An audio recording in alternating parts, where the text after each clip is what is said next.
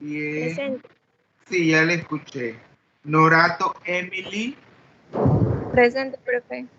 Bien. Ovaldía María. Ovaldía María. María Ovaldía. Está presente. Otero Jennifer. Presente, profe. Bien.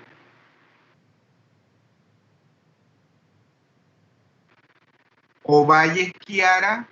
Ovalle Kiara. Presente, profe. Bien. Presente. Ya le escuché. Bien. Peña Enrique. Presente. Bien. Kerini Whitney. Presente. Bien. Quiroz Stephanie. Quiroz. Presente. Bien. Quiroz Marina. Presente, profe. Bien. Ramírez Ana. Ramírez. Presente, profe. Bien. Presente. Ya le escuché. Bien. Restrepo Melitza. Melitza. Presente, profe. Bien. Zamudio Luis. Presente, profesor. Bien. Sánchez Wilson. Sánchez Wilson.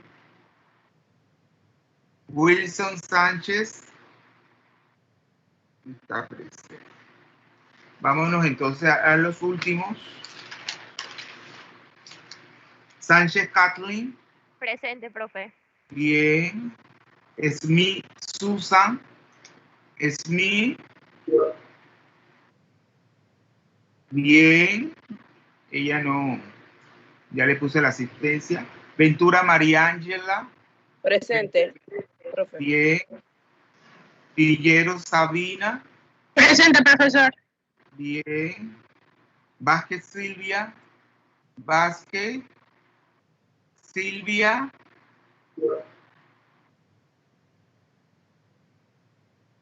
Que aquí hay alguien que está. Sánchez Wilson parece que tiene problemas. Sánchez Wilson. Y quedamos en Vázquez Silvia. Silvia Vázquez no está presente. Ruiz de Neica, ella también está retirada. Chumpón. Presente. Presente.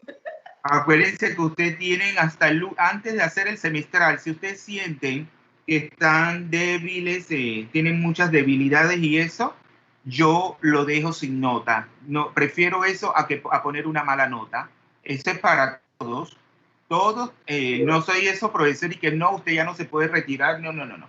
Yo hasta, si antes del semestral usted no quiere, se siente que va a fracasar o algo, yo prefiero ponerle sin nota y ya usted vuelve a repetir el curso, pero no le afecta los créditos. Porque acuérdense que los créditos siempre nos persiguen en la misma carrera. Ya eso se eliminó cuando uno empieza en otra carrera, comienza de cero, pero eso antes no era así. El índice te perseguía por toda la vida, por todo el tiempo que estudiases en la Universidad de Panamá. Entonces, ahora no, los índices son por facultad.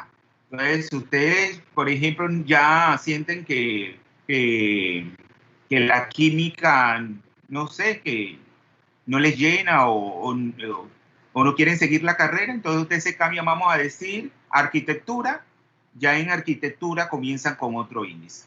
O sea, comienzan de cero, pero antes no era así. Díaz Adán, Díaz. Presente, profe. Bien. Y Golis Omar. ¿Alguien conoce a Golis? Porque él me... ¿Alguien conoce a Golis? Nadie. Qué raro. Sí, vamos entonces inmediatamente para terminar el día de hoy. Acuérdense que la otra semana practicamos los 2 periodos y ya yo les mandé la última presentación de la mecánica cuántica y le envié los problemas para... Uy, se fue la señal. Es que está lloviendo, profe, y la señal de verdad la escucho entrecortada. La señal en verdad está un poco mala.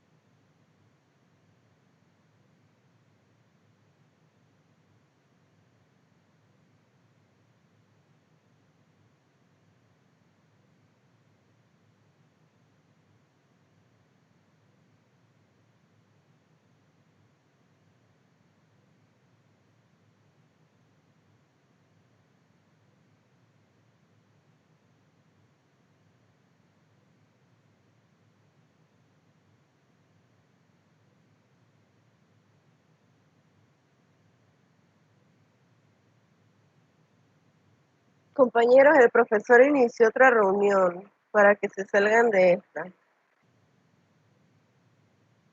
Gracias, compañera.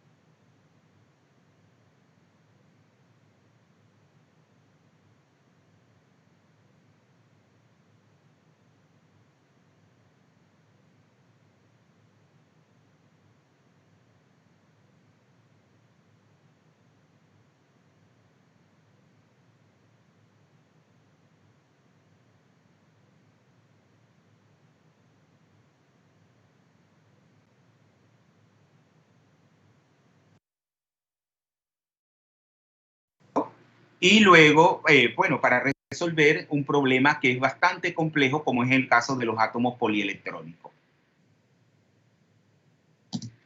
Entonces, en este caso, ya yo se los había dicho que es imposible, ¿verdad? Porque los electrones no, o sea, no son independientes uno.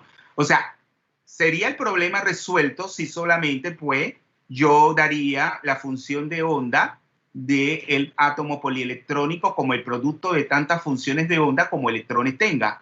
Pero ¿qué pasa? Eso estaría bien si los electrones fueran independientes uno del otro, pero no.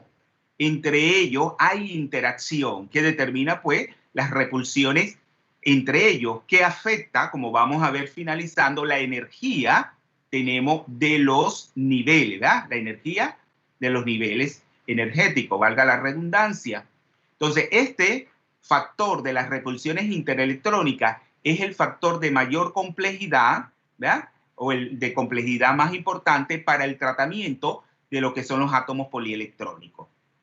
Entonces, ahora presten atención. Dentro del modelo de la aproximación orbital, bueno, que ya decía, ¿cuál es el primer punto de ese modelo de la aproximación orbital? Porque, claro, no es que sea un solo, sino vamos a hacer muchas suposiciones. Vamos a ir planteándonos aspectos que van a ir simplificando lo que es el tratamiento mecánico cuántico de estos átomos polielectrónicos. ¿Cuál era el primero? Que la función de onda total es el producto de las funciones de onda individual de cada electrón en un átomo polielectrónico. Muy bien, ese es el primer, mira que él está atento. Es el que va, ¿verdad? Carlos. Sí. Sí, muy bien, excelente. Entonces, eso es el primer punto a tener en cuenta aquí. Ya estamos simplificando, pues, el problema porque estamos utilizando ahora las funciones de onda hidrogenoides, ¿verdad? Que ya son bien conocidas. Por eso que al final ustedes se van a encontrar que nosotros vamos a utilizar los mismos tipos de orbitales que, bueno, solamente sería el S para el átomo de hidrógeno, pero se encuentra entonces que esos átomos polielectrónicos están en función del orbital S, el orbital P y el orbital D y el orbital F. Ahora la suposición, la segunda que ustedes tienen que utilizar y que se simplifica, es suponer, claro, que ese electrón que estamos considerando está sometido a la atracción de un núcleo de carga más ZE, y acuérdense que es la misma cantidad de electrones, pero con carga positiva, y a la repulsión global, claro, de los Z-1 electrones restantes, que eso es lo que viene ahora, la suposición, porque vamos a suponer que esos electrones restantes tienen simetría esférica, al igual que un orbital S, porque no es que todos tengan simetría esférica, pero estamos haciendo esa suposición, porque eso nos va a simplificar enormemente el problema. Claro, cuando yo hago la suposición de que los Z-1 electrones restantes tienen simetría esférica, yo lo asimilo como al núcleo, porque lo asimilo a una carga negativa que está formalmente localizada en el núcleo. Y claro que esto es una hipótesis, porque ya lo digo que de manera mecánica cuánticamente, exactamente hablando, no es correcto, porque no todos los electrones tienen simetría esférica. Vemos solamente los que están en los orbitales S. Pero esa es una suposición, que los Z-1 restantes electrones tienen simetría esférica. Y lo asimilo a una carga puntual negativa que está localizada en el origen de coordenada, o sea, en el núcleo. ¿Alguna pregunta? ¿Alguna pregunta, jóvenes, con respecto a esto? Bueno, vamos a seguir. Luego, entonces, claro, que un electrón particular, al igual que lo que ocurre en un electrón de un átomo, del átomo de hidrógeno o de los átomos hidrogenoides, se encuentra sometido a lo que es la acción de fuerzas centrales, generado por la carga positiva del núcleo y por la carga negativa, esa resultante que ya dijimos que se asemeja a una sola carga, de los Z-1 electrones restantes. Pero el problema sería, tenemos que cuantificar ahora esos Z, esa carga negativa determinada por los Z-1 electrones restantes, que lo hemos asimilado a una sola carga negativa. Y bueno, eso sería decir, pues, que esos electrones están distribuidos a través de superficies esféricas concéntricas. Y luego entonces nos preguntaríamos cómo se determina esa carga negativa. Y es ahí donde entra lo que es la carga nuclear efectiva, es decir, lo que ustedes llaman el apantallamiento. Porque, claro, ese electrón tenemos sometido por parte del núcleo a los Z, o sea que es la carga real, que lo vamos a ver, menos los Z-1, que ya lo dijimos, que eso es lo que se le llama la constante de apantallamiento.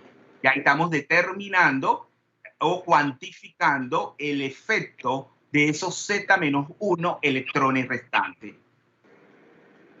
Y claro, el problema de evaluar ese apantallamiento no es fácil, porque no todos los electrones tienen, no tienen la misma distribución espacial. Entonces nosotros tenemos que tomar en cuenta, tenemos esas distribuciones espaciales de una u otra forma. La manera como ustedes la van a hacer, y la hicieron en los problemas, en uno de las prácticas, es a través de la constante de Leiter. A la constante de Leiter le dice cómo determinar esa constante sigma, esa constante de apantallamiento, y al diferenciársela al número atómico Z, entonces determina la carga nuclear efectiva. Además de las reglas de Slater que ustedes pueden utilizar. Usted en el problema les decía que también ustedes pueden visualizar que la constante de apantallamiento es igual al número de electrones en los niveles más internos. Por ejemplo, en el caso del litio, que tiene un número atómico 3, ¿cuál sería el valor de sigma? 2. 2. Por lo tanto, la carga nuclear efectiva sería 3 menos 2, 1. ¿No es así? Pero luego con las reglas de Slater se van a ver que es mayor esa carga nuclear efectiva.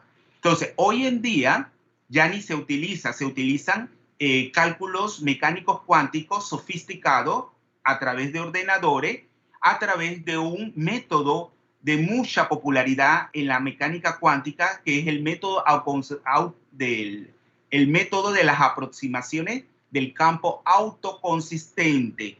Eso lo van a dar en la mecánica cuántica cuando den la química física, porque se utiliza mucho. Y se le llama así, método de las aproximaciones sucesivas del campo autoconsistente, que ustedes no lo van a hacer, solamente lo tienen que saber. Es uno de tantos métodos. Entre los métodos esos matemáticos, ese es muy popular.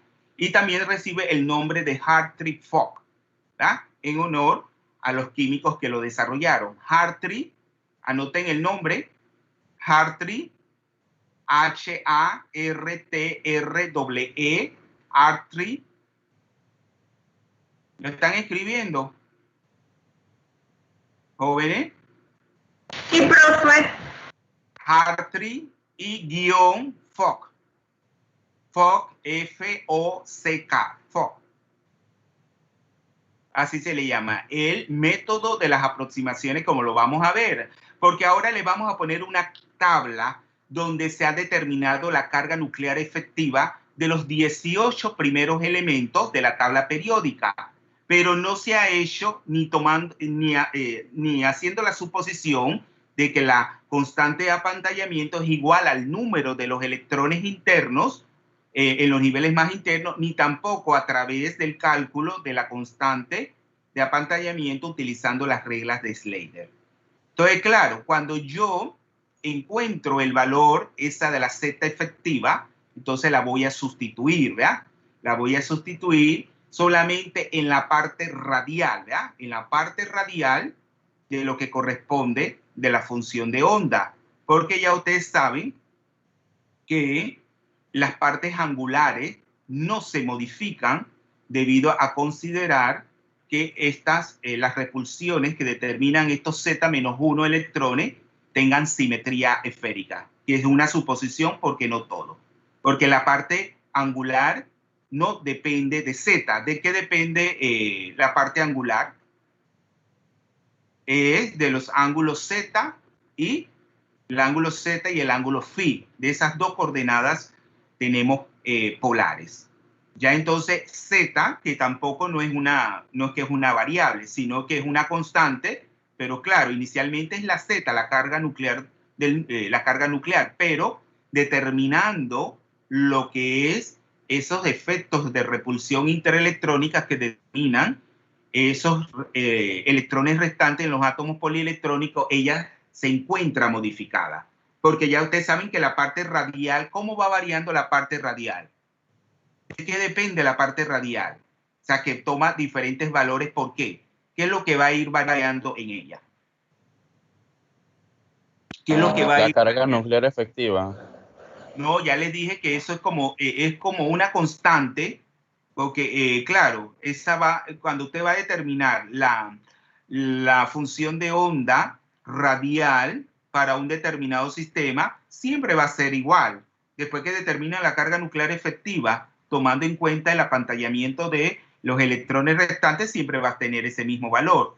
Pero cómo ella va a ir variando, por ejemplo, cuando veían los gráficos, cuando veían esas curvas de la función de onda radial, de la función de onda al cuadrado y de la curva de la función de distribución radial. ¿De qué va a depender esa función de onda radial? De R, de la distancia a la cual se encuentran los electrones del núcleo. Claro, el lugar donde ellos se encuentran son los orbitales. Las funciones de onda, S, P, etcétera, que son los orbitales. Entonces, en la penetración, ahora miren, porque ya eso lo tienen que tener en cuenta, porque son estos dos factores, la penetración y el apantallamiento, lo que finalmente va a determinar la energía de los niveles, es decir, de los orbitales. Entonces ya ustedes saben, por la función de distribución radial de los orbitales, cuál de los tres orbitales o cuál de las tres funciones de onda es más penetrante. El 1s, el 2s o el 2p.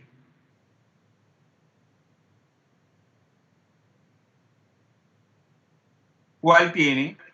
El 2S. Es el 2s, ¿verdad? Porque tiene el mayor número de máximo. Pero claro, vamos a decir, por la función de distribución de probabilidades, que es la función de onda al cuadrado, el más interno es el 1s. Ese es el que se encuentra, tenemos más cerca del núcleo, luego el 2s y el más externo sería el 2p. Entonces, pero ya es el 2s el que tiene mayor carácter penetrante. Pero entonces ustedes se preguntarían, ¿cuál es el efecto? Siempre cuando estamos considerando, tenemos un electrón, en particular, los que están más hacia la derecha, o sea, los más externos a él no determinan, tenemos algún efecto, sino el que está más interno a ese electrón que estamos estudiando o considerando. Entonces, cuando uno se dice cuál es el efecto de apantallamiento, tenemos que tiene el electrón, los dos electrones en un orbital 1s con respecto al electrón que se encuentra en el 2s.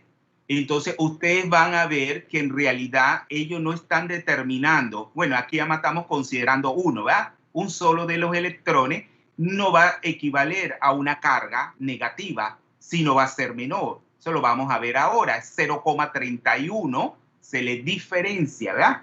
Se le diferencia y claro, ya sería 2, porque estamos hablando del segundo nivel, 2, entonces menos, tenemos ya considerando el 2 sería con la carga nuclear de 2, entonces 2 menos 0,31 daría un valor menor a 2. Entonces claro, nunca va a ser como nosotros decíamos, que con la suposición de que los electrones más internos determinan, tenemos lo que es el apantallamiento ese no va a ser el valor absoluto, o sea, no va a determinar con la carga esa, sino va a ser menor, mucho menor.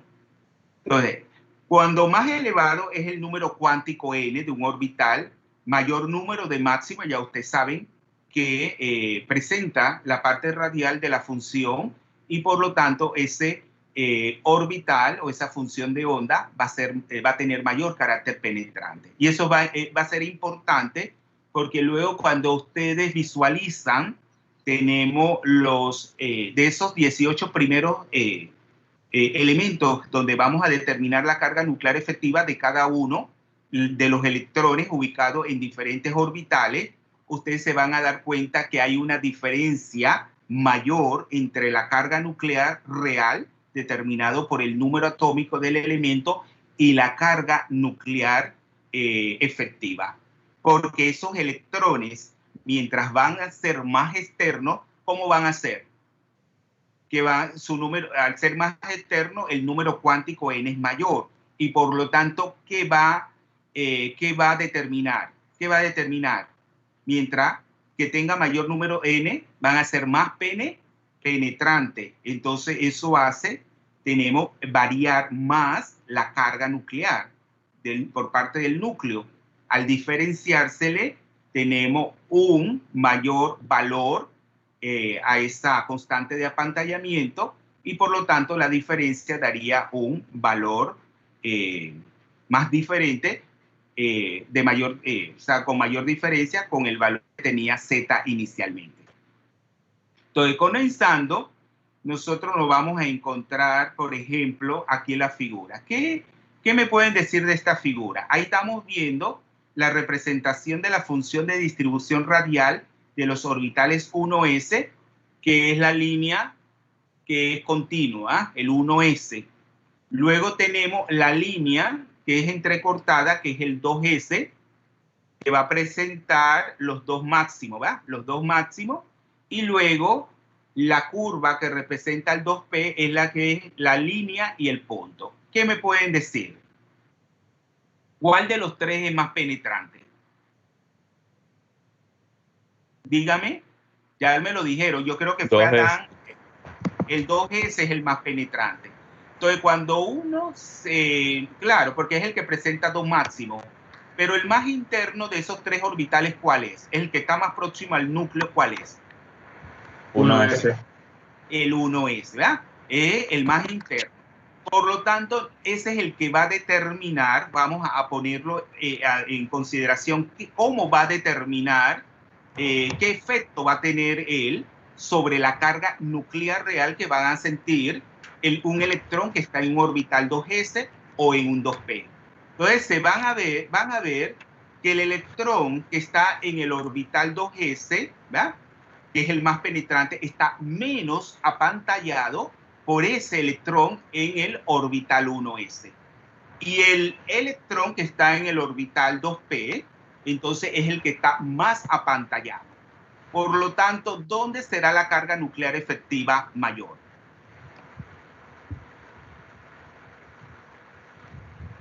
Donde tenga menos apantallamiento. En el 2S, profe. En el 2s. Y el 2p está menos, es el que está más apantallado, la carga nuclear. El 2p es el que está más apantallado por el orbital 1s. Por lo tanto, su carga nuclear efectiva va a ser menor, va a ser menos atraído, porque acuérdense que ahí, claro, se le va a diferenciar. Al estar más apantallado, va a dar un número menor. Entonces, la carga nuclear efectiva va a ser menor, la Z efectiva. Por lo tanto, él va a ser menos atraído por el núcleo y por lo tanto su energía en términos de valor absoluto es menor, va a ser menos negativa. Entonces ustedes se preguntarán, ¿cuál es más fácil perder? ¿Qué electrón? ¿El 2s o el 2p? El 2p. El 2p. Entonces el 2p. Entonces ustedes cuando estudian en química general, tenemos estos diagramas de energía de los orbitales. ¿Cómo ustedes dicen que son los orbitales 2s y 2p? ¿Cómo son? ¿Cómo son los orbitales en términos de energía? Degenerados. degenerado. Acuérdense que yo de broma, porque cuando uno dice, acuérdense que en la vida diaria uno dice es un degenerado, por lo general para hacer alusión a hombres que son, ¿verdad? Muy lujuriosos o algo, pero también hay mujeres así también. Entonces uno dice, qué degenerado que es, ¿verdad? Pero acá no tiene ese significado. Degenerado significa que tienen la misma energía. Y claro, por estos efectos, por estos factores de la penetración y del apantallamiento, esos orbitales pierden la degeneración. Ya no van a tener la misma energía. Están en el mismo nivel de energía, que es 2. Pero por esos 2 factores, claro que ustedes no lo sabían, eso no se le explica en química general. Ya acuérdense que yo les dije, la inorgánica es la que le va a dar solución a esos detalles que la mayor parte de la gente no los conoce. Pero ustedes en este curso, sí, ustedes hacen un curso de química inorgánica, que estudian, que se esmeran, van a tener un conocimiento que no lo tiene el resto de las demás personas que han estudiado química. Entonces, porque esto es importante, porque lo hacemos de una manera muy sintética. Bueno, tienen la misma energía y luego, bueno, por consideraciones de otros factores, además les dicen, pierden la degeneración y sus energías son distintas. Y ya, pero ya ustedes saben explicar el por qué, que es lo importante, porque el químico tiene que saber explicar, tenemos el concepto, porque ustedes estudian química, ustedes no estudian biología ni estudian física, sino química, donde ustedes tienen que saber estas cuestiones. Entonces, ahora vamos a ver lo que le decía, la constante de apantallamiento, ¿cómo usted la calculaban? Alguien que me haga el speech, el resumen. Con las reglas de Slater. Con las reglas de Slater, ¿verdad? Entonces, claro, esas son unas reglitas muy sencillas. Vemos si el electrón está en un orbital, ¿verdad? Tenemos con un nivel de energía N-1, ¿verdad? Más interno, en N-1 o en N-2, y dependiendo va a pantallar como 0,30. Okay. Si está en el mismo nivel, era 0,35. Si está en el nivel interior, era 0,85. Y de N-2 a N-3 en adelante, era 1. Exacto. Ya entonces apantallan en su totalidad, ¿verdad? Porque 1 pues, ya apantallan en toda su totalidad. No, en todo, porque 1 multiplicáis la unidad. Entonces, claro, esas son las reglas de Slater que nosotros las vamos a discutir la otra semana cuando veamos esos problemas. Entonces ya les dije, vayan haciendo sus presentaciones para que los que quieran explicar, y acuérdense que eso es para su porcentaje en lo que es ese trabajo. Entonces, claro, la otra suposición es considerar la constante de apantallamiento determinada por el número de electrones en los niveles más internos. Entonces, claro, pero ya eso ni lo uno ni lo otro. ¿Cómo se obtienen esa constante de apantallamiento? Porque acuérdense que cómo se localizan, tenemos esos electrones en el espacio, no es fácil. O sea, son bastante complejas esas distribuciones espaciales de los electrones. Entonces, claro, nosotros simplificamos el problema diciendo que tienen simetría esférica. Tenemos el igual que un orbital S. Pero eso físicamente no es correcto. Pero eso lo hacemos con el objeto de lograr resolver este problema mecánico cuántico de los átomos polielectrónicos. Entonces, el método que se utiliza es el de las aproximaciones sucesivas del campo autoconsistente, que es un método matemático de amplia aplicación en la mecánica cuántica. ¿Cuáles fueron los 2 químicos que lo desarrollaron? Se los mencioné antes. ¿Cuáles fueron los 2 químicos que lo desarrollaron? ¿Se acuerdan? Hartree y Fock. Hartree y Fock, ¿verdad? Hartree y Fock. Profe, ¿puedes repetir el método de nuevo? ¿Es método de las aproximaciones sucesivas del campo? Autoconsistente. Está escrito en la diapositiva. El método de las aproximaciones sucesivas del campo autoconsistente. Eso lo van a utilizar en la mecánica cuántica cuando la estudian en el 4º año, porque ahí ya sí van a utilizar el método, que es un método, y ya yo se los dije, si yo fuera el profesor de química cuántica, yo lo expondría, claro, sería un poco difícil porque no todos tienen ordenador. Y utilizar, porque hay programas accesibles en el mercado para trabajar. Tenemos estos sistemas, bueno, los más básicos, porque ya los más complejos, acuérdense que esto es inclusive cuando ahí en Barcelona, la Universidad de Barcelona, hay el departamento el departamento de química inorgánica, el grupo de investigación de química, de la química teórica, estaba liderado por una persona, adivinen, que estudió en Panamá.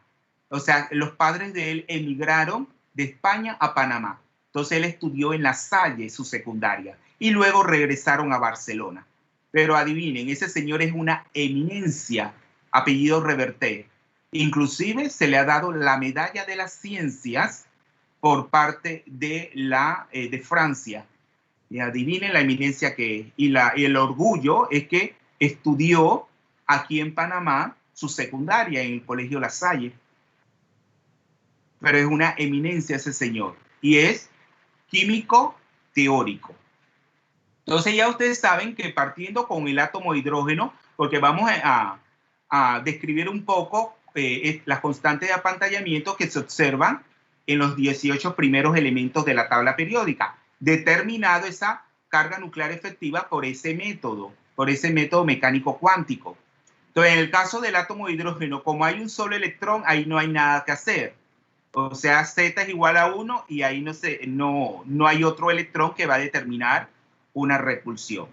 Luego, en el átomo de helio tenemos 2 electrones que están en ese orbital 1s. Y cada uno de ellos va a determinar una constante de apantallamiento, uno con respecto al otro, de 0,31, que cuando se lo diferencia al 2, la carga nuclear efectiva que siente, tenemos cada uno de los electrones, es de más 1,69, menor a la carga nuclear real. Luego, si nos vamos, aquí está la tabla, vamos a ir, entonces, el otro, ese usted lo tienen en la presentación. Luego vamos con el litio. ¿Qué pasa con el litio? ¿Quién me puede explicar lo del litio? Acuérdense que estamos viendo la carga nuclear efectiva no solo del electrón más externo, que está en un orbital 2s, sino también el que tenemos en el 1s. Entonces, aquí se los explica.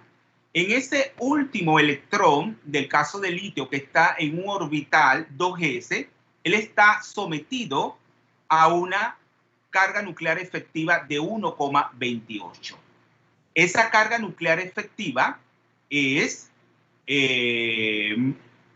menor en el caso que estamos considerando que los 2 electrones internos apantallan completamente, en donde ya ustedes se dicen 3 menos los 2 electrones internos da 1, pero es menor que si estamos considerando la carga nuclear del átomo, que es 3 más.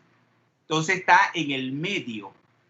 Y luego los 2 electrones que están en el nivel más interno, que es el 1, en el orbital S, experimentan la misma carga nuclear que en el caso del átomo de hidrógeno. Acuérdense que en el caso del átomo de hidrógeno, pero claro, ya ustedes ven ahí que como se lo están diferenciando a 2, claro, es lógico que a medida que nosotros vamos aumentando el número atómico, esa carga nuclear efectiva que va a sentir un electrón en un orbital 1s va a ser mayor, ¿verdad? Porque aumenta Z. Pero ya al final es donde se diferencia un poco, tenemos esa constante que era de 0,31. ¿Ves? Claro, cuando uno se va al hidrógeno, claro, la carga nuclear, la diferencia entre la carga nuclear el hidrógeno no, a partir del helio, porque ya sabemos que en el hidrógeno no hay nada que hacer porque contiene un solo electrón. En los primeros elementos, la diferencia entre la carga nuclear efectiva y la carga nuclear real que va a sentir un electrón 1s es pequeña, porque eso es un electrón que es el más interno, el que está más próximo al núcleo y está poco apantallado.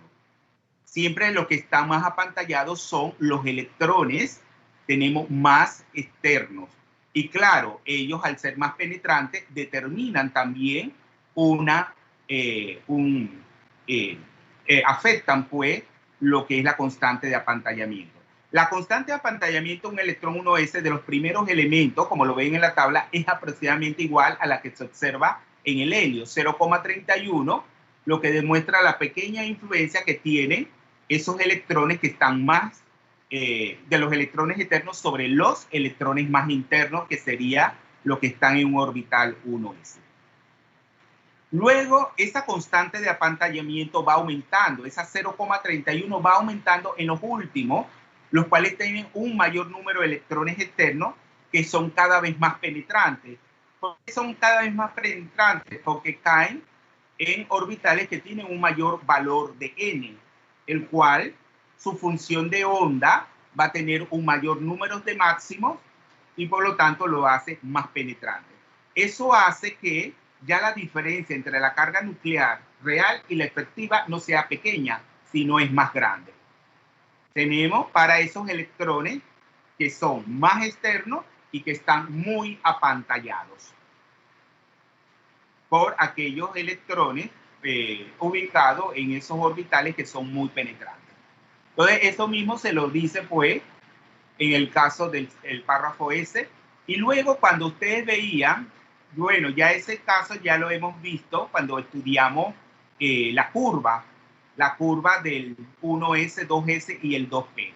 En el caso, pues, cuando nos desplazamos del boro al neón, que son los elementos del segundo periodo, la carga nuclear efectiva del electrón 2p es menor, ya lo habíamos dicho, que el 2s. ¿Por qué es menor? ¿Por qué hay más apantallamiento en un orbital 2p que en un nodo 2s? El 2p es el más apantallado, ¿verdad? Es el más apantallado, que es el 2s, que es el más penetrante. Entonces, el 2p, al estar más apantallado, ¿cómo será esa carga nuclear efectiva? Menor, ¿verdad? Va a estar menos atraído por el núcleo y ya dijimos que tiene en valor absoluto una energía menor, es menos negativa. Y entonces, por lo tanto, es más fácil extraer un electrón en un orbital 2p que en un 2s. Eso lo van a encontrar en los problemas del capítulo 4. Y luego ya les dije que luego se hace, al ir adicionando electrones más externos todavía, entonces la situación se torna más compleja y más difícil de analizar. Pero con respecto ya al aluminio, al argón, que son elementos del tercer periodo, se van a encontrar la misma situación que teníamos con el 2s y el 2p con respecto al 3s y el 3p. ¿Cuál va a ser el que está más apantallado? El 3p con respecto al 3s. Entonces podemos extrapolar la misma situación que hemos encontrado en el 2s y el 2p en ese nivel 3, con los mismos tipos de orbitales. Entonces, claro, estas cargas nucleares efectivas que nos permiten modificar las funciones de onda hidrogenoide y utilizarlas dentro del modelo de la aproximación orbital, que aquí se la estoy colocando en el término de energía. ¿Cómo se le llama a esa ecuación que nos permite determinar la energía? ¿Cómo se le llama esa ecuación, a esa relación matemática para determinar la energía? La ecuación de Rydberg, ¿verdad? ¿Y cómo es, qué valor tiene esa constante de Rydberg? Y en el caso del átomo de hidrógeno equivale a su energía de ionización, porque en el caso del hidrógeno, Z es 1 y N es 1. Por lo tanto, 1 al cuadrado y 1 al cuadrado es 1, por lo tanto queda que la energía necesaria para extraer un electrón, ionizar un electrón del átomo de hidrógeno, ¿a qué va? ¿A qué es igual? ¿Cuánto vale la constante de Rydberg en unidades de Joule y en unidades de electronvoltio? ¿Me están escuchando? Tengo anotada la de Joule, 2,1798 por 10 a la menos 18 joules, pero no tengo la de electronvoltio. Lo redondea, ¿verdad? Menos 2,10, o sea, equivale la energía. Acuérdense que la energía de unión, esa energía de unión del electrón al átomo que es una energía de atracción, es negativa, eso ya lo explicamos. Pero cuando uno va a extraer el electrón, ¿qué tiene que hacer? Aplicar la misma energía, la misma magnitud que tenemos, pero con signo positivo, porque es un sistema endotérmico. Tengo que suministrar energía al sistema para poder vencer esa fuerza de atracción y que el electrón se ionice. Y sabemos que un electrón, ¿qué es un electronvoltio? ¿Cómo lo habíamos definido?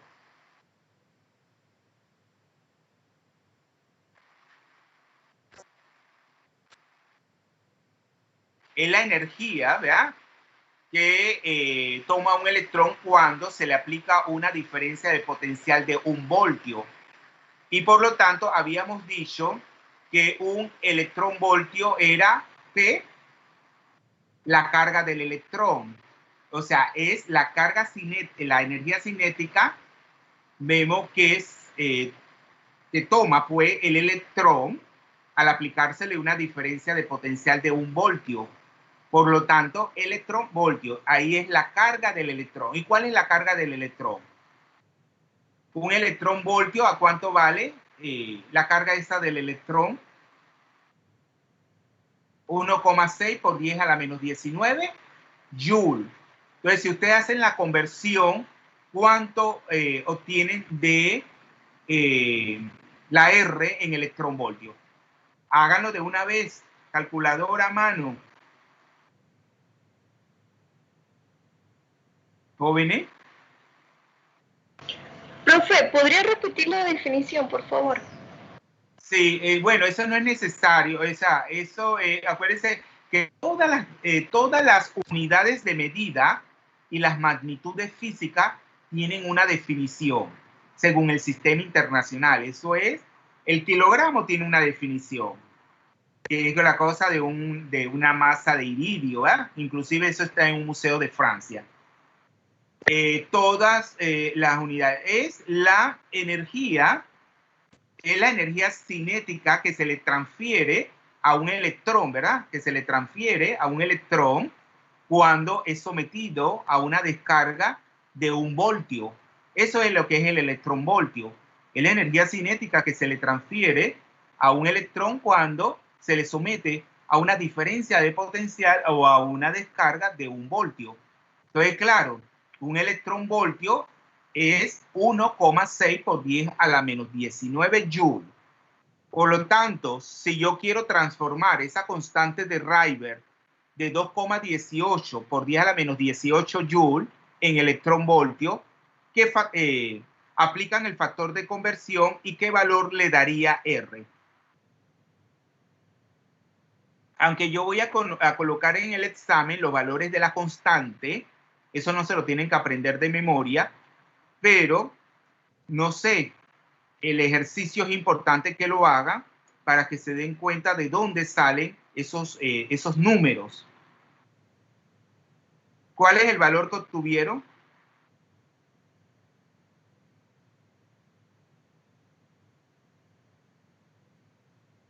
Jóvenes, ¿no tienen calculadora a mano?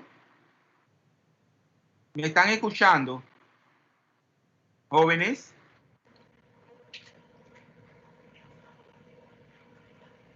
¿No es 13,6 electronvoltio? Sí, profesor. 13,6. No tengan miedo, digan las cosas. 13,6 electronvoltio. Eso yo se lo voy a poner en el examen, pero ustedes tienen que saber como químico de dónde salen esos valores, porque son constantes. Los factores de conversión son constantes. Eso no se lo tienen que aprender de memoria. Uno lo sabe de tanto utilizar en las relaciones matemáticas, pero no se lo tienen que aprender. Luego vamos a ver, claro, un gráfico o una figura donde vamos a ver cómo varía la energía de los diferentes estados orbitales, porque así lo llamamos inicialmente con estados orbitales, que dependen de N, L y M sub L, teniendo en cuenta esa carga nuclear efectiva, ¿ya? Cómo varía. Y nos vamos a encontrar, claro, que ya yo les había dicho, tenemos debido a ese carácter penetrante y el efecto de apantallamiento o pantalla de las funciones de onda hidrogenoide, Claro, eso finalmente influencia lo que es la energía de estos estados orbitales. Y ustedes se preguntarán, ¿cuál de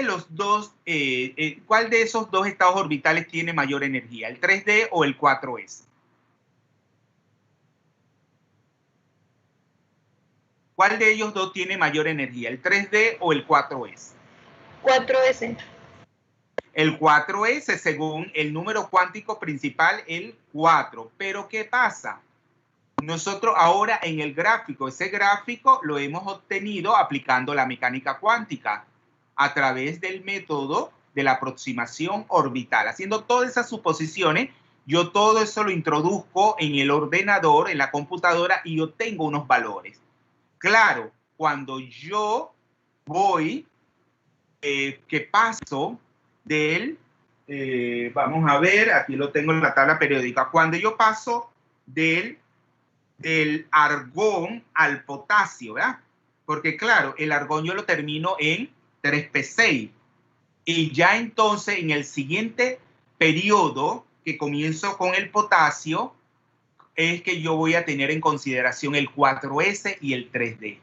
Pero en esos dos elementos del grupo principal o representativo, que son los del bloque NS a la 1 y NS al cuadrado, ¿cuál se llena primero? Debería, si tenemos, el argón termina en 3P, ¿cuál es el que seguiría? ¿Cuál es el que seguiría? El 3D, se supondría que el 3D, pero no es el 3D. Se llena es el 4, por eso decimos que el potasio es 4S a la 1 y no 3D a la 1. Y en el calcio, que es el que está al lado, se llena con 2 electrones. Entonces ustedes se van a encontrar en la figura, en el gráfico, que en ese caso el 3D, el 4S se hace menor en energía, se invierte ahí la energía en consideración a ese del carácter penetrante y el efecto de apantallamiento. Eso se invierte ahí. Luego que yo paso a comenzar a llenar el subnivel D, ya tengo el S lleno. El que sigue es el 3D, que lo voy a comenzar a llenar en los elementos de transición, ¿ya? O del bloque D, más exactamente hablando. Ya les dije que no todos los elementos del bloque D son elementos de transición.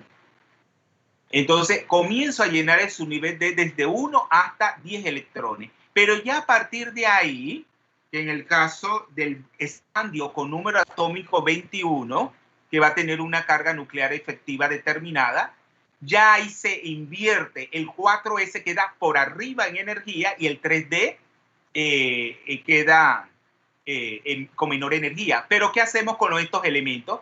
Partimos de que el 4S está completamente lleno. Y eso se hace solamente por cuestiones de minimizar las repulsiones interelectrónicas y que el átomo sea más estable. Todo esto respaldado por todos los datos experimentales dados por los espectros atómicos de estos elementos, por espectroscopía atómica. Entonces, no es que sea por espectroscopía atómica y fotoelectrónica. Entonces, eso es así. Primero se llena el 4S y luego el 3D. A pesar de que ya a partir de ese número atómico 21, el 4S queda con mayor energía que el 3D.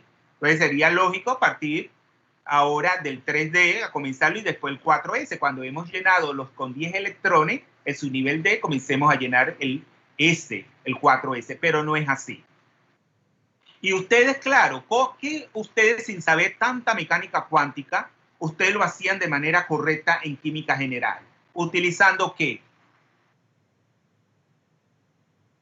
la regla de Hahn. No, el principio de Ausbau. Lo que en inglés se le llama, que lo vamos a repasar ahora, el principio Boole-Down, ¿verdad? O sea, de construcción, Boole-Down, ¿verdad? Boole-Down, es Boole-Down. O sea, Boole y con la O, ¿verdad? Entonces, ese principio es de construcción. Ese es el término en inglés que se utiliza. Pero ustedes no utilizan eso. Ustedes utilizan el término alemán. En alemán, Ausbau es construir o construcción. ¿Ah? Construir. Entonces, ustedes, claro, eso es una regla mnemotécnica, porque le dice el orden real de energía de los estados orbitales sin conocer mucha mecánica cuántica. O sea, sin conocer prácticamente, porque en química general, inclusive en la secundaria, también lo utilizan. Y lo que hacen los profesores es plantearle cómo ustedes hacen, aplican pues ese principio de Aufbau. O sea, van haciendo una tabla que es completamente simétrica, luego trazan unas líneas, ¿verdad?, paralelas entre sí que van cortando cada línea una serie de orbitales, comienzan con el 1s menor energía y así van sucesivamente hasta llegar a los de mayor energía. Entonces, ¿qué observa? Miren el gráfico. Aquí tenemos el gráfico que esos estados orbitales que están en los diferentes n, valores de n, 1, 2, 3, 4 y 5. ¿Qué pasa con todos los orbitales? Claro, con algunas excepciones ahí determinado, ya ustedes saben, por ese carácter, ¿verdad?, penetrante y el efecto de apantallamiento. ¿Qué pasa a medida que aumenta Z, la carga nuclear efectiva? ¿Qué pasa con todos los estados orbitales? Se hacen cada vez más estables, ¿verdad? Es decir, que la energía se hace más negativa. Pero también observan que ya los estados orbitales que tienen el mismo valor de n y que en principio son degenerados, ¿qué pasa aquí? Ya lo habíamos dicho. ¿Qué pasa aquí, jóvenes? ¿Qué pasa? Pierden la degeneración. No que sean, que ya no van a ser depravados. Ya dijimos que degenerados, porque no crean, algunos piensan que degenerado es de ser depravado. No, aquí es que tiene la misma energía.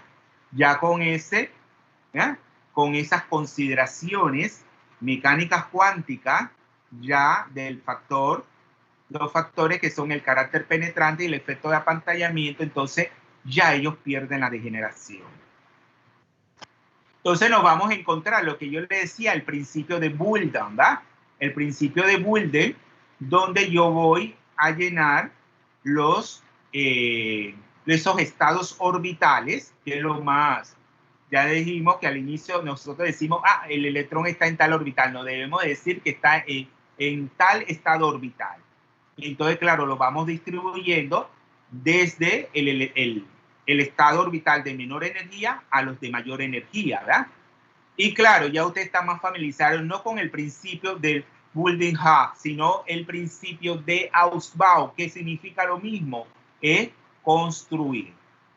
El principio es construir, ¿qué? Una configuración electrónica. Pero como vamos a ver ahora, una configuración electrónica no es del todo correcto para decir el estado de energía de cada uno de los estados orbitales. Entonces, por eso que vamos a entrar al concepto de lo que son los términos espectroscópicos. Entonces, nosotros nos vamos a encontrar con el principio de exclusión de Pauli. ¿Qué nos dice el principio de exclusión de Pauli?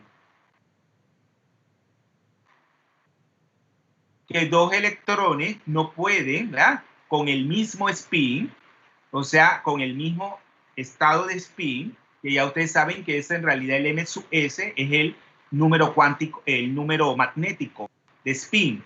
Entonces no pueden estar dos electrones con el mismo estado de spin en un orbital. Tienen que estar con spines que sean antiparalelos opuestos. Ese es el principio. Entonces, este principio, claro, ¿qué determina este principio en última instancia?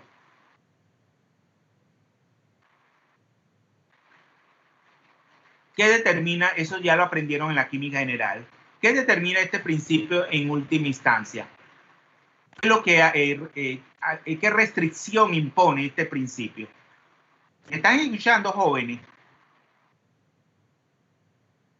Jóvenes. Jóvenes, ¿me escuchan? Sí, profe, sí se escucha. ¿Qué es lo que determina en última instancia este principio de exclusión de Pauli?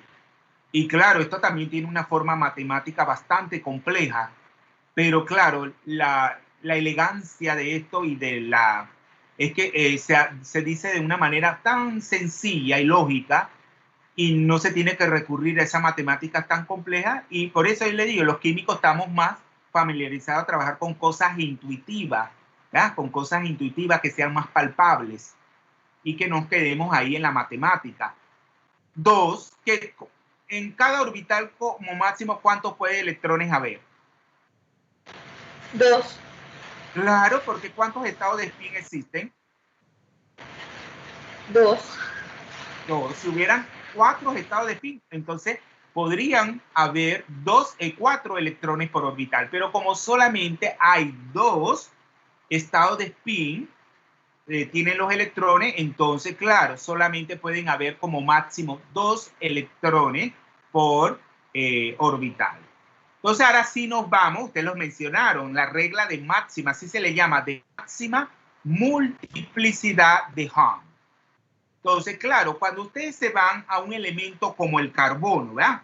Ya con el carbono, ya nosotros nos viene ya el planteamiento de cómo vamos a distribuir 2 electrones en un subnivel P. Ya con el 1s y el 2s no tendríamos, no había complejidad porque solamente hay un orbital por subnivel S. Pero ya a partir del subnivel P, ¿cuántos orbitales hay? ¿Cuántos orbitales hay por cada subnivel P? ¿Cuántos orbitales? 3. Exacto, 3. Por lo tanto, si yo tengo en el caso del carbono 2 electrones en un orbital P, muchos los colocarían los 2 en un primer orbital P. Y eso es incorrecto. Porque ¿qué nos plantea la regla de máxima multiplicidad de Hahn? Que antes, si yo tengo 3 orbitales en principio degenerados que tienen la misma energía, para yo, ¿cuál es el estado energético más estable? Que yo voy a llenar un orbital con 2 electrones después de tener el máximo número de electrones desapareados con espines paralelos. Y eso es la regla de máxima multiplicidad de Hahn. Por lo tanto, la forma más estable desde el punto de vista energético es colocar cada electrón en un orbital P de manera separada. Y luego, ya si hubiese 4 electrones, como ocurre en el oxígeno sí, entonces yo voy a colocar los 3 primeros en cada uno de los 3 orbitales. Y ya el cuarto, ya que tengo el máximo número de electrones desapareados con espines paralelos, yo voy a llenar el primero con el cuarto electrón. Y ya entonces, claro, la regla de Hahn es una consecuencia de un efecto mecánico cuántico denominado correlación de spin, donde 2 electrones con espines paralelos tienden a ocupar regiones del espacio de manera separada y no estar en un mismo espacio, que solamente ocurre cuando los electrones tienen espines antiparalelos. Entonces ahí sí tienden a ocupar la misma región del espacio, es decir, el mismo orbital. ¿Alguna pregunta hasta el momento? ¿Alguna pregunta, jóvenes?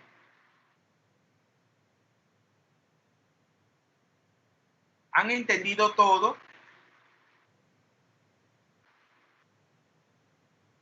Jóvenes. Vamos a seguir entonces. Para expresar la energía de un electrón, claro, la hemos dado en términos del nivel de energía, o sea, y del subnivel, ya sea SP, D o F. O sea, el estado orbital, lo que llamamos. Y claro, ahí también tendríamos que tomar M sub L, que denota pues la orientación de los distintos orbitales que componen un subnivel al aplicársele un campo magnético. Pero nosotros decimos pues que tomar en cuenta solamente esos números cuánticos para determinar la energía es inadecuado, ¿verdad? Para un estudio que sea más riguroso, donde tenemos que considerar lo que son las repulsiones interelectrónicas como las interacciones de spin-órbita, para determinar de manera más exacta lo que es la energía de los distintos estados orbitales, que ya no la vamos a ver, por eso le decía, ya no la vamos a ver como una configuración electrónica, sino como un término espectroscópico, porque esa interacción spin-órbita da lugar a un valor de L. A un valor de L, acuérdense que L, ¿qué es? El momento angular orbital. Y también va a dar lugar a un valor de S. A un valor de S, que es el acoplamiento de todos los espines de los electrones. Todos esos acoplamientos de todos los espines de los electrones y de todos los momentos angulares orbitales, de todos los electrones, es como que se suman al final. O sea, cada uno de los electrones va a determinar un valor de L, o sea, de un momento angular orbital, y también va a determinar un valor de un momento angular de spin, o sea, un L y un S, que sería una L sub 1 o una L sub 2, dependiendo del número de electrones. Igual una S sub 1, S sub 2, dependiendo del número de electrones. Entonces, cuando ellos se acoplan, ese L y S, que ya la resultante, que sería una suma vectorial, por eso ahí dice el modelo vectorial del átomo, entonces se suman y da lo que es un momento angular total, que se simboliza con J. Claro, en el caso de los átomos más ligeros, que son los elementos, ¿cuántas series de transición hay? ¿Cuántas series de transición hay? Jóvenes, ¿cuántas series de transición hay?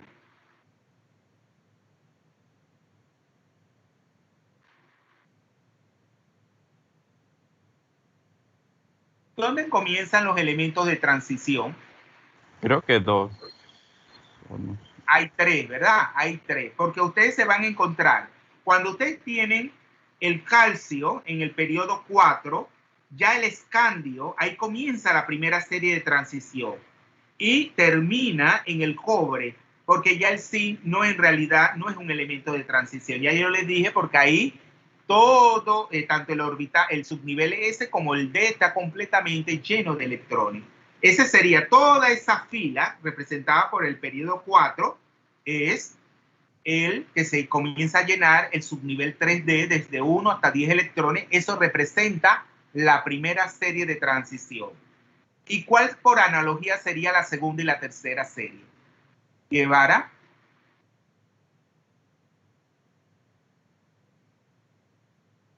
Yo creo que esto yo se lo voy a tener que, antes de la resolución de problemas, comenzar, porque esto le va a costar un poco. Ya yo los veo por el silencio que tienen. Les va a costar un poco porque, claro, es algo completamente nuevo para ustedes, pero que es necesario, porque luego vamos a utilizar estos conceptos en la química inorgánica y si no saben de dónde provienen y cómo determinarlos, se les va a ser imposible. Pero ¿cuánto falta para que se acabe? 25 minutos, ¿verdad? O sea, lo vamos a ir mencionando, pero explicando, pero lo vamos a retomar la siguiente clase, porque si no, no van a entender. Entonces, ¿cuál sería la segunda y la tercera serie por analogía? La que tenemos fue en el periodo litrio de lantano. Exacto. La que partía del itrio, ¿verdad? Desde el itrio hasta la plata. Hasta la plata. Ahí sería los elementos de la segunda serie de transición, donde ya están comprometidos, son los orbitales D, pero en un nivel de energía mayor. Ya sería no el 3D, sino el 4D, ¿verdad? Y luego los de la tercera serie de transición, acuérdense que ahí, después del lantano, lo que sigue no es un elemento de transición interna, es un elemento de transición, el hafnio, el tántalo, el wolframio. El wolframio, ¿por qué es importante en la industria? ¿Por qué el nombre de wolframio? Ustedes se han preguntado si, bueno, antes no se llamaba wolframio, sino le decían tungsteno, ¿se acuerdan? Cuando estudiaron en la química general, bueno, ustedes no, porque ya ustedes son bastante jóvenes, pero antes se le llamaba tungsteno. ¿Y por qué el símbolo W? ¿Por qué el símbolo W? ¿Alguien sabe? Acuérdense que en las materias, acuérdense que todo es la formación integral, holística de ustedes. Los profesores, nosotros, la vocación que sentimos es que nosotros exteriorizamos todo lo que nosotros sabemos. O sea, nosotros no nos medimos para darle a conocer el conocimiento. Un profesor que es mezquino para dar conocimiento no tiene vocación. Entonces, también cuando se da química, nosotros nos adentramos a la cultura que es saber de todo. Entonces, claro, siempre en los cursos de química general, ustedes repasan los símbolos químicos, ¿no es así? Y que eso es una locura cuando están en la secundaria, no se lo quieren aprender. Y los profesores dictados para ver quién escribe bien esos símbolos. Yo me acuerdo, les voy a contar una anécdota. Yo di un año en medicina veterinaria. ¿Saben dónde se da la medicina veterinaria en la Universidad de Panamá? ¿Mm? Por Curundo, ¿no? Ahí el que está, ¿cómo se llama ese? En Curundu, ¿verdad? ¿Cómo se le llama a ese? Tiene un nombre, ¿dónde está? Ahí tiene el nombre. El por domo, ejemplo, profe. No. El domo, sí. Ahí está el domo, pero se le llama el Campus Armodio Arias Madrid, creo. Acuérdense que el de nosotros se llama, ¿cómo se llama el campus de la Universidad de Panamá? Octavio Méndez Pereira. Exacto, el fundador de la Universidad de Panamá, Octavio Méndez Pereira. Entonces ahí está, yo me tenía que trasladar hasta allá para dar química, pero adivinen, ya ellos tenían antecedentes, inclusive vetaron al profesor Vázquez. A ustedes les dio el profesor Vázquez, no segundo, sino el hermano, Sebastián. Y eso fue, eso, porque ellos daban en ese entonces química física. La química física, como es una materia difícil, medicina la quitaron, biología la quitaron. Los estudiantes, como fracasaban mucho, dieron hasta que la fueron eliminando del plan de estudio. Entonces ya habían profesores que habían sido vetados dando ese curso de química física, entre ellos el profesor Vázquez. Entonces, ¿qué pasa? A mí me tocó dar química general. Ahí. Tenía una época un estudiante y yo les explicaba y nada en los parciales.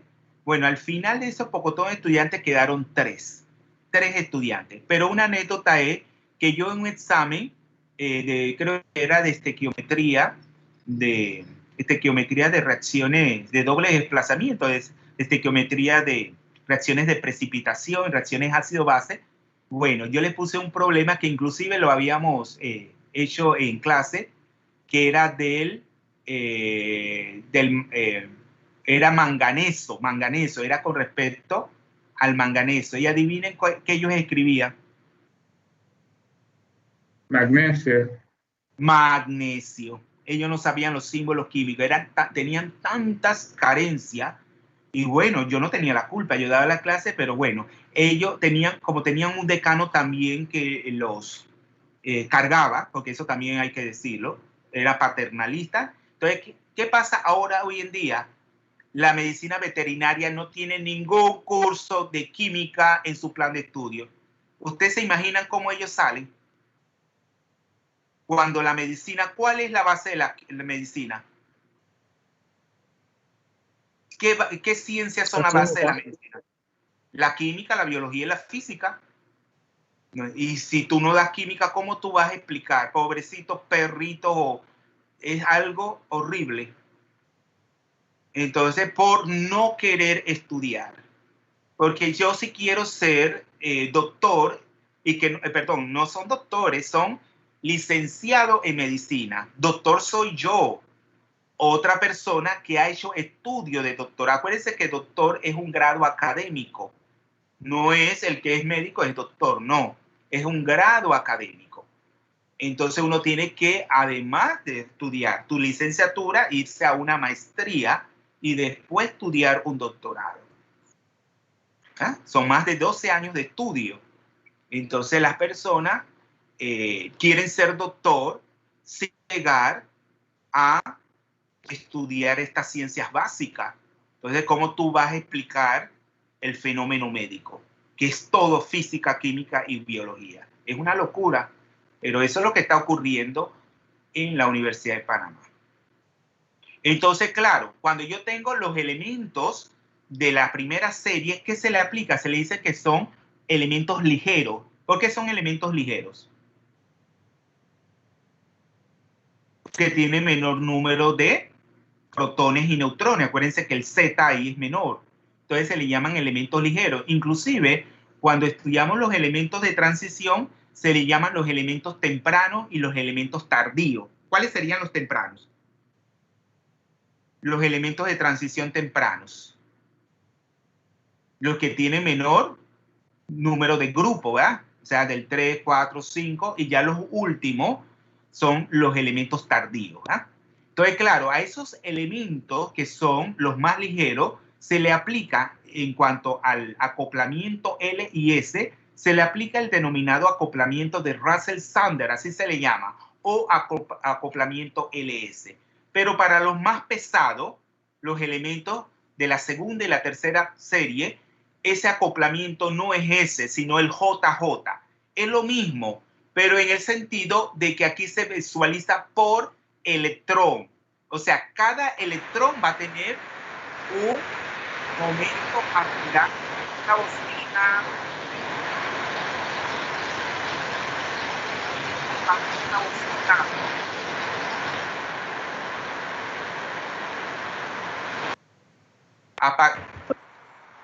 Tengo una pregunta. Profesor, no se escucha nada. ¿No se escucha? ¿Ahora? ¿Ahora se escucha? Yo sí escucho, profesor. Sí, a mí no me ha puesto ningún mensaje que tiene baja señal. ¿Me escuchan ahora?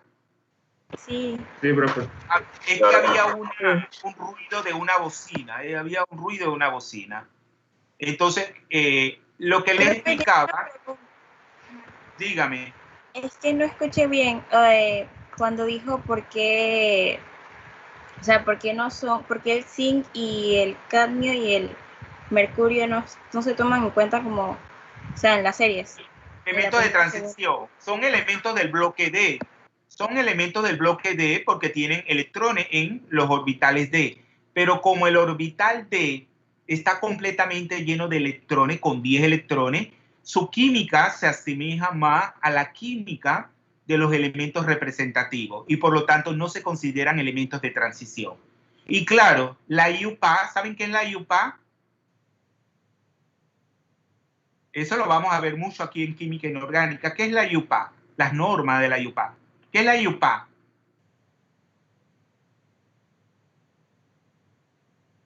¿Ese acrónimo qué significa? ¿Qué significa el acrónimo IUPAC? International Union of Pure and Applied Chemistry. En español, ¿qué sería? International Union of Pure and Applied Chemistry. ¿Qué significa en español eso? Unión Internacional de Química Pura y Aplicada. Claro, la Unión Internacional de Química Pura y Aplicada.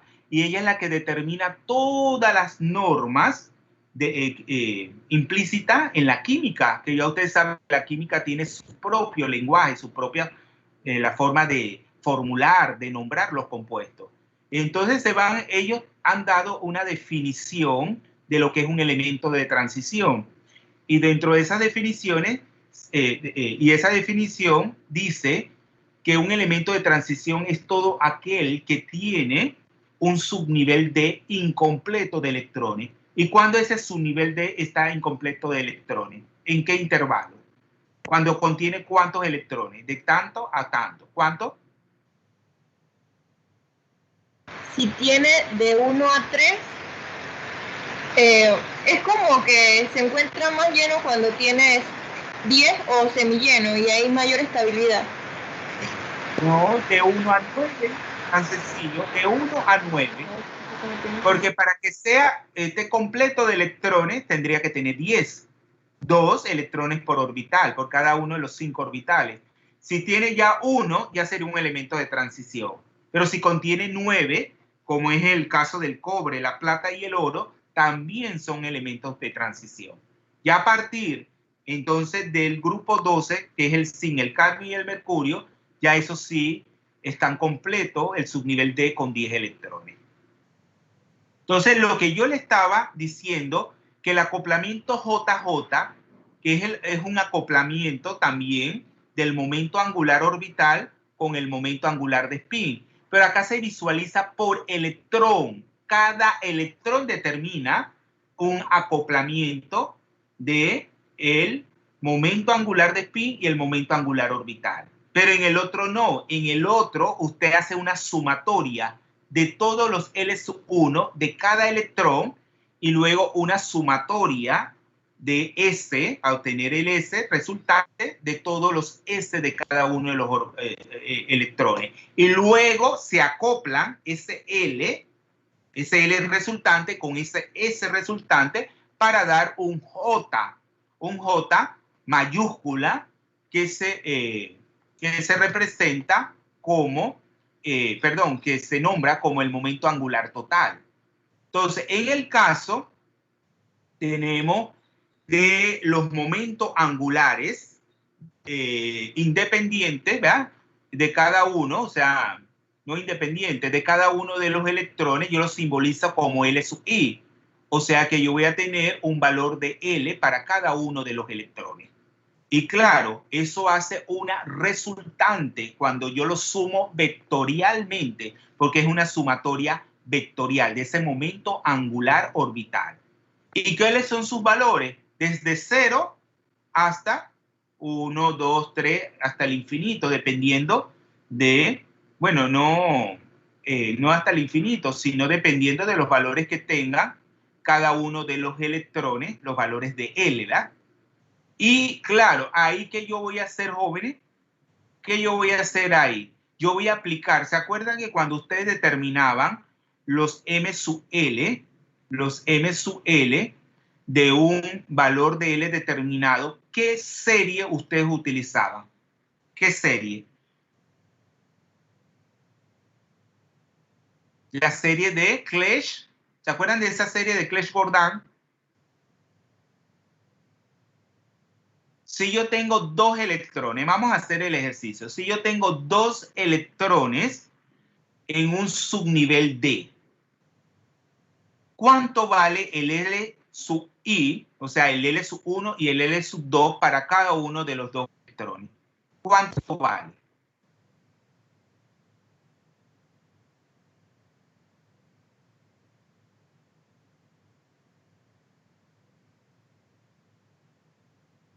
¿Cuánto vale, jóvenes?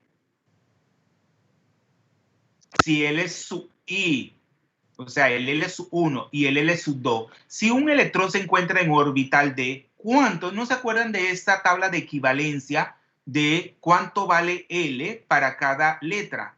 S, la P, la D. ¿No se acuerdan de eso, jóvenes? 3, no. Profe, para D. ¿Cuánto vale para un D la L? 3. ¿Cómo? 3. 3. 2. 2, ¿vale? Mira, se lo vamos a repasar otra vez. Se le va a hacer un poco difícil. Esto no es complicado, pero como es algo que nunca lo han dado en su vida, es algo completamente nuevo, lo van a encontrar a primera. Ya usted tiene la transparencia, porque ya le dije que yo voy a tener que retomar esto la siguiente clase, porque esto no se puede dar en media hora, tiene que ser en más tiempo, porque ustedes tienen que aprenderlo bien, porque esto lo vamos a utilizar, esto va a ser el pan de cada día luego, y ustedes si no lo saben hacer, no lo van a poder utilizar bien, aplicar, ¿verdad? Entonces, ya sabemos que cuando un electrón está en un subnivel S, ¿cuánto vale L? 0. Cuando está un electrón en un orbital P, ¿cuánto vale L? 1. Cuando está en un subnivel D, L vale 2. Y cuando está en un subnivel F, L vale 3. Entonces, si yo tengo una configuración electrónica que termina en D al cuadrado, ¿va? En D al cuadrado, como es el caso del titanio, ¿va? El titanio tiene 2 electrones. Para ver el titanio no. Sería 1, 2. Sí. El titanio, sí. 2 electrones, ¿verdad? El titanio tiene 2 electrones. Entonces, esos 2 electrones, cada uno de ellos tiene un valor de L. Si está en un subnivel D, ¿cuánto vale L para cada uno de los 2 electrones?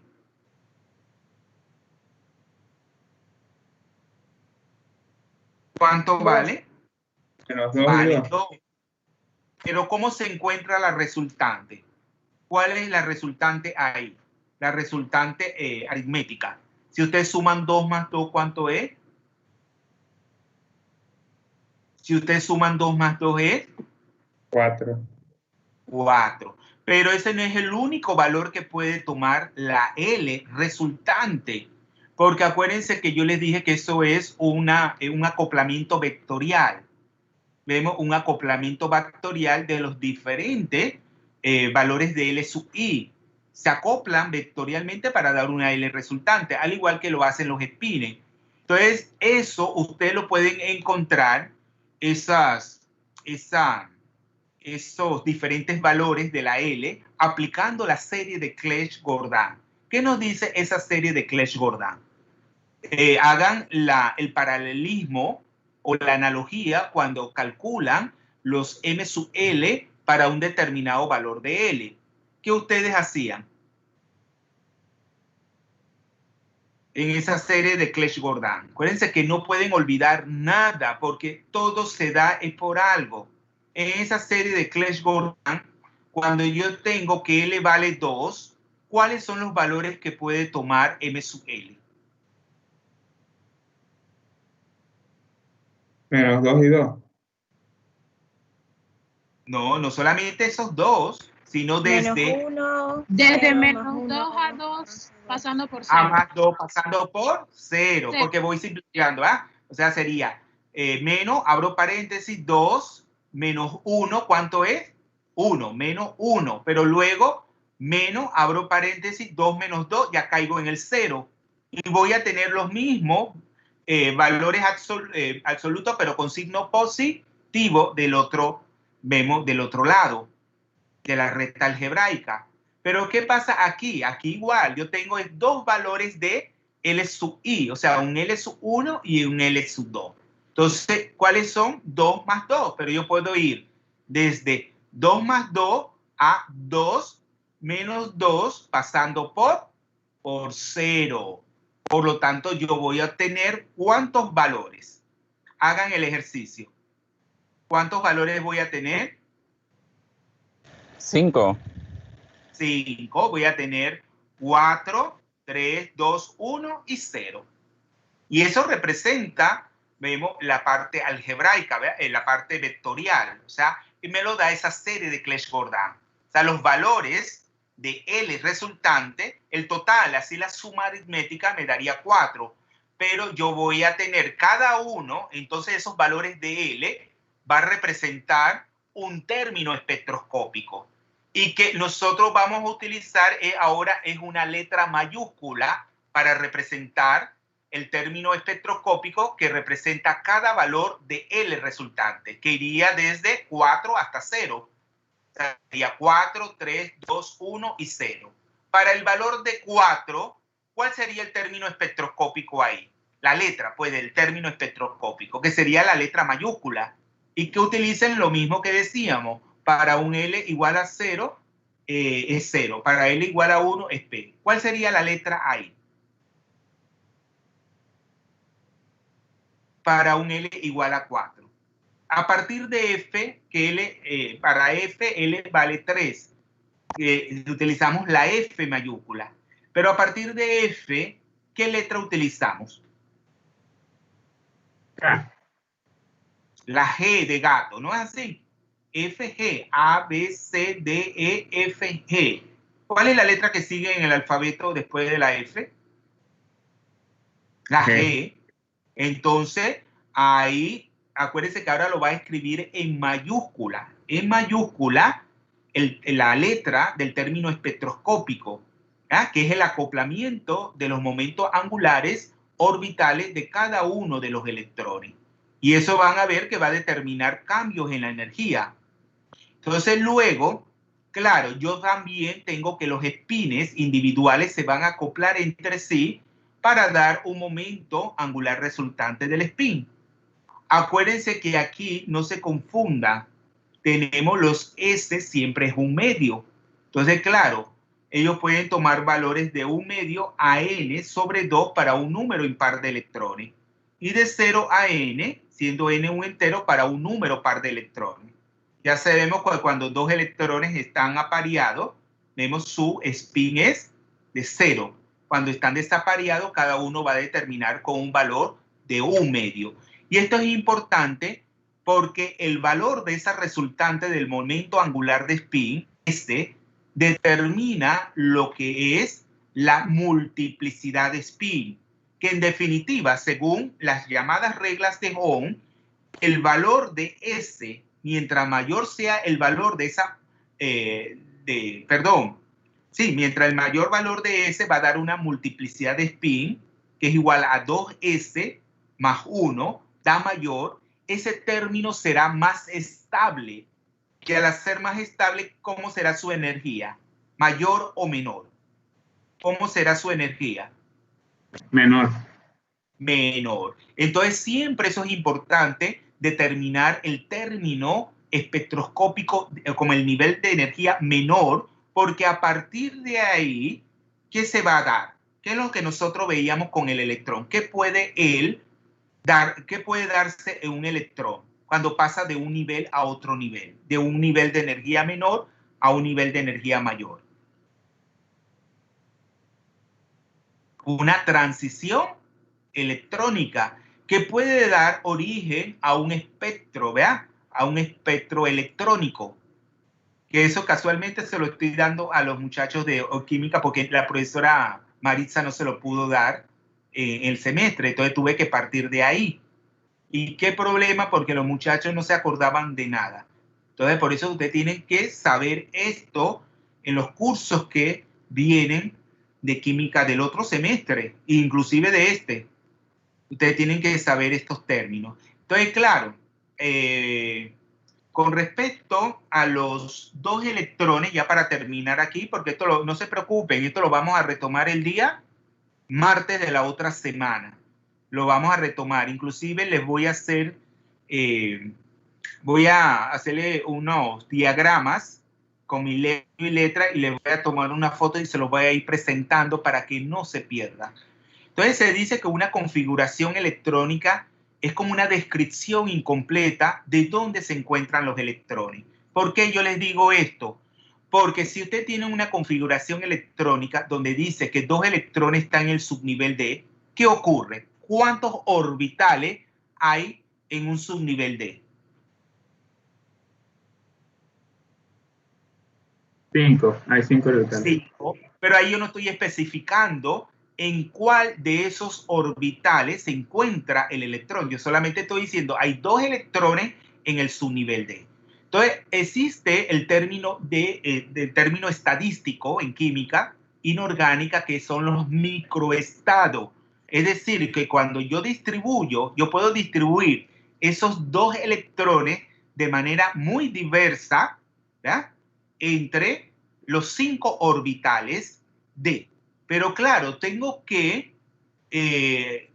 respetar lo que es el valor de L y S, de la L resultante y de la S, del momento angular orbital y del momento angular de spin. Porque cada uno de ellos va a determinar lo que es un M sub L, pero en mayúscula, y un M sub S. Entonces eso se lo voy a explicar la otra semana. Entonces esos son los microestados. Claro, hay ciertos microestados que están prohibidos. ¿Por qué principio? ¿Por qué principio? Acuérdense que ahí yo tengo que ir jugando con el M sub L mayúscula y el M sub S.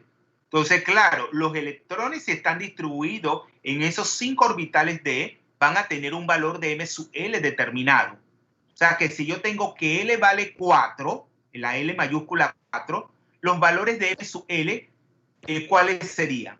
Aplicando esa serie de Clebsch-Gordan. ¿Cuáles son los valores? Desde menos 4 a más 4 pasando por 0. O sea, sería menos 4, menos 3, menos 2, menos 1, 0, más 1, más 2, más 3 y más 4.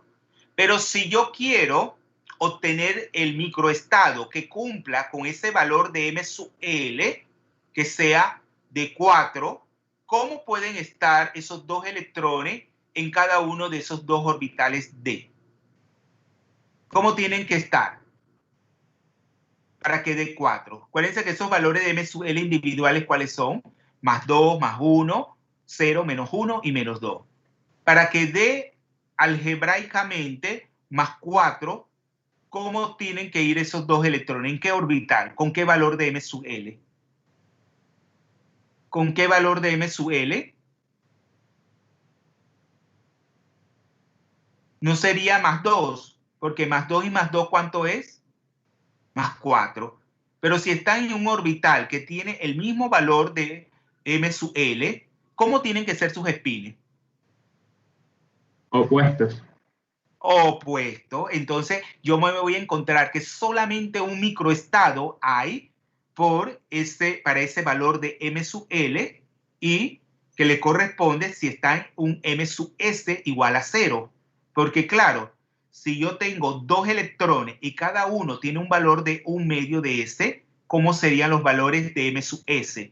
Iría desde menos S a más S pasando por 0. Entonces sería menos 1, 0 y más 1 el valor de M sub S. Pero en ese caso, aquí el M sub S, ¿cuál es? 0, porque yo tengo que los dos electrones están en el mismo orbital. Por lo tanto, ¿cómo serían sus M sub S? Contrario, ¿no es así? Tiene un valor de más 1, 1 y otro de menos 1/2. Y eso lo vamos a ir explicando. Y ahí van a ver cuándo surgen todos los términos espectroscópicos. El G, el F, el D, la P y la S. ¿Alguna pregunta ya para terminar? Entonces esto lo vamos a seguir explicando la siguiente clase. Aquí ven la serie de Clebsch-Gordan, ¿lo ven? Y el momento angular total J, que es la misma en la serie de Clebsch-Gordan, va desde L más S hasta L menos S pasando por 0. ¿Alguna pregunta, jóvenes? Y aquí está un ejemplo de una suma vectorial, ya usted sabe, gráfica, pero no, eso no lo van a hacer en química, solamente es para que vean que esos son sumatorias vectoriales. ¿Alguna pregunta? Lo veo agobiados. No tienen que agobiarse. Acuérdense que todo, al inicio, todo lo nuevo tenemos un shock, un choque, hay un choque, pero luego que ustedes van leyendo, van prestando atención, se van a ir aclarando en todo. ¿Alguna pregunta, jóvenes? Una pregunta, entonces los valores de J serían 2, o sea, habría dos valores de J, cuando L es más 1/2 y cuando claro. L es menos 1/2. Entonces sería, sí, desde L más S hasta L menos S pasando por 0. Entonces, claro, sí, usted lo ve, pero ahí no, lo vamos a hacer es por cada término espectroscópico, porque cada término espectroscópico está dado, o sea, cada valor de L resultante está dado por una letra. Para L igual a 4 la G, para L igual a 3 la F, y así sucesivamente. Entonces, para cada uno de esos valores de L se va a encontrar un valor de S. Entonces, el valor de S se lo suma al valor de L y ese es uno de los valores de J. Luego encuentra el mínimo, que es la diferencia, y ahí va encontrando todo. O sea, claro, porque es L más S, pero luego menos 1. L más S menos 2. Y ahí le va a caer en un valor que es igual al que tiene determinado por la diferencia L menos S.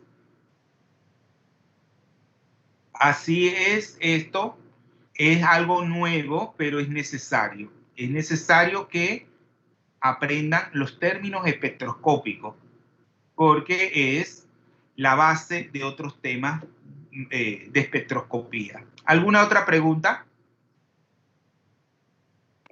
Disculpe, profesor, llegué un poquito tarde a la clase. ¿Cómo? Llegué un poquito tarde a la clase. Ah, ya, vamos a la tardanza, sí. A la tardanza porque ya es hora de terminar, porque usted tiene otra clase. Dígame su nombre. Keila Alvarado. ¿Quién más llegó tarde? Gallardo Noelis. Gallardo Noelis. ¿Quién más? Garcés Hernández Misael. Alexandra. Garcés Misael. ¿Quién más? Hernández Alexandra. Alexandra. Hernández Alexandra. ¿Quién más? Ovaldía María. Yo creo que ella se retiró, pero iba a estar de oyente. Así que ella no. Y luego tengo Vázquez Silvia. ¿Llegó? Vázquez. Silvia. No ha llegado. Ya. Y ya.